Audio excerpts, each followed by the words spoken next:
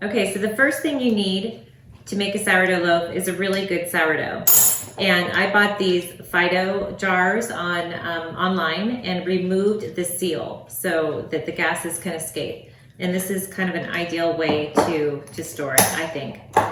I actually got my starter from my brother and then have been feeding and maintaining it. You can see that it's alive and healthy, and I'll post a separate instructional sheet about how to maintain your starter. But you can get starter from friends, you can make your own, or you can shop online for a starter even. So to feed the starter, once you have a good active one, I take a half mixture of the 2 flours that I've been using to bake with, which is whole wheat and white. So 50-50 mix, and I feed it by scooping in equal parts flour mixture and water, and then I stir it up. There's a special whisk that I ordered, but I use a spoon for now, and that's adequate.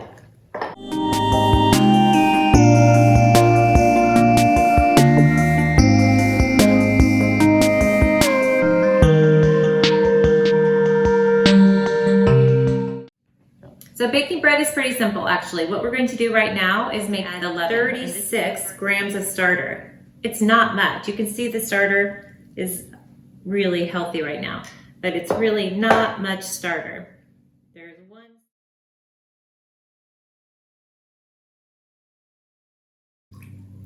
Pour it all in there. And now it's really simple. You're just gonna mix it. And you don't want to over mix it, you just want to mix it until it's well combined. That's it. That's about how it's going to look. Cover it with saran wrap and wrap it in a towel.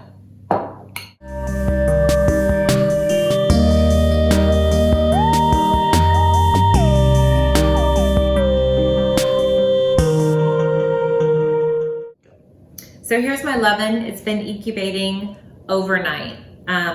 You can see it looks much different than our first mixture when we just mixed it together. It can incubate in as fast as 5 hours, but I like to leave mine overnight. So here, the next step is to make the bulk.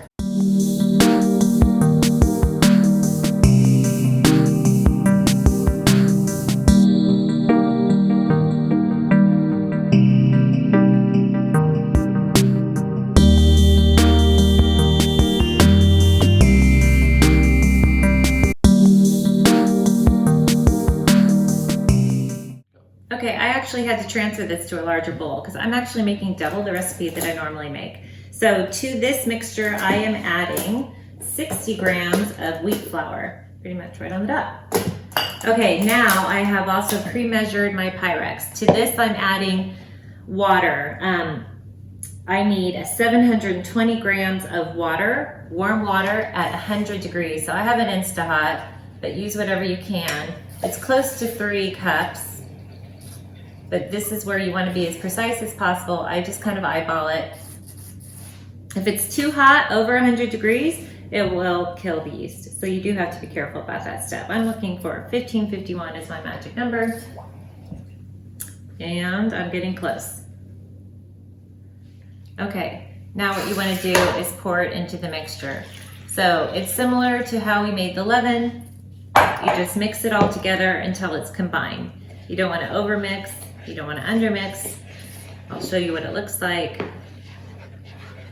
You just want to mix in the water with the dry ingredients. Scraping the sides of the bowls as you go along. It doesn't take very long, and you don't need to use that much strength. The best part about this is there is no kneading. There's a folding process that comes later, but there is no kneading the dough by hand. There you go.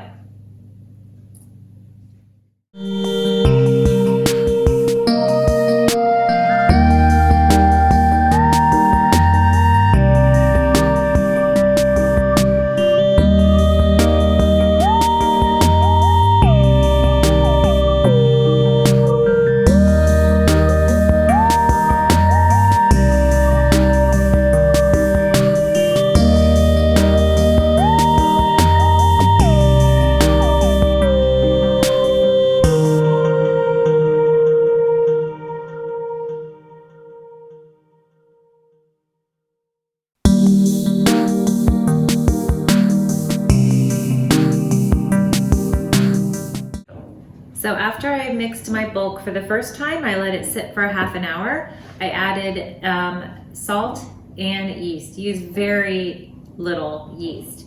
And then I let it sit for another 30 minutes. Now every 30 minutes for the next 2 hours, I'll pull it out of the proofing box and I will fold it. Fold it 4 times, that's it, each time. You have to really stick your hand in there. Some people flour their hands first, but I find that the dough really doesn't stick. Rotate, so you're basically pulling it up, folding it over itself 4 times. Now it goes back into the proofing box, covered for another 30 minutes, and I do this 4 times. So after my bread has been folded 5 times, so it takes about 2.5 hours, I prepare my work surface, you can see right here, with lots and lots of flour. I use this scraper. There's my bread, it's doubled, because basically after you fold it every half an hour for 2.5 hours, you let it sit for an hour, and this is where it gets really light and puffy. So you really want to, you don't want to flatten it, you want to carefully scrape it from its sides and ease it onto your work surface. There it goes.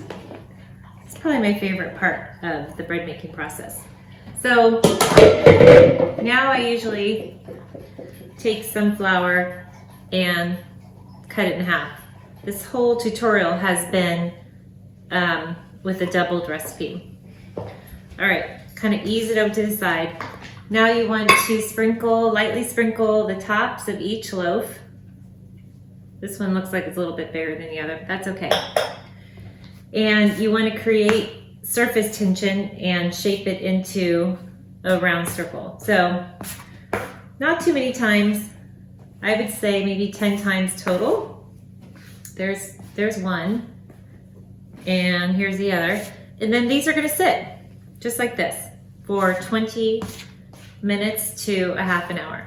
Okay, so I prepared my bread basket with dusting it with a lot of flour. I actually don't ever clean them out. Every once in a while I kind of give it a big shake and I clean them out of flour, but I've just been letting the flour accumulate every time I use it, and then I add fresh flour each time.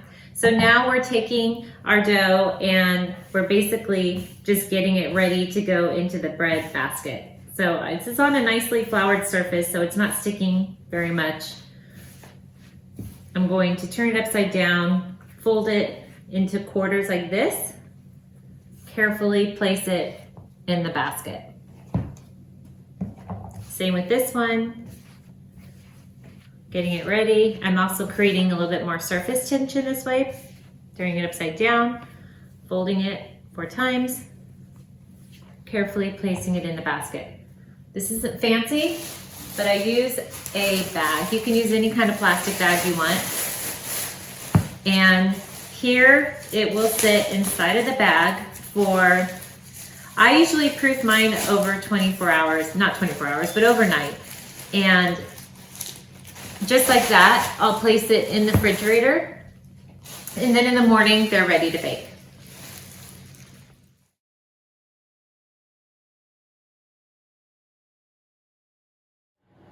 Okay, so it's the next morning and I just took my bread out of the refrigerator where it's been proofing overnight in the plastic bag, and it's nice and puffy. There's some air bubbles in there. We're going to invert it into our baking pan. I preset the oven to 475, and the Dutch oven is actually inside the oven to warm as well. So this is a little bit tricky. I'm actually pulling the top and I'm going to invert the bread into the top. Sometimes it sticks, depends on how much flour I put on the surface and how well floured this surface area is on the proofing basket. But I just kind of wait till I can hear a sizzle and then I kind of gently ease it out. This pot right here, the lid, is very hot. So I can hear it sizzling right now. And it's coming out, loosening up just a little bit. There it is. Okay, and I just kind of ease it into the skillet.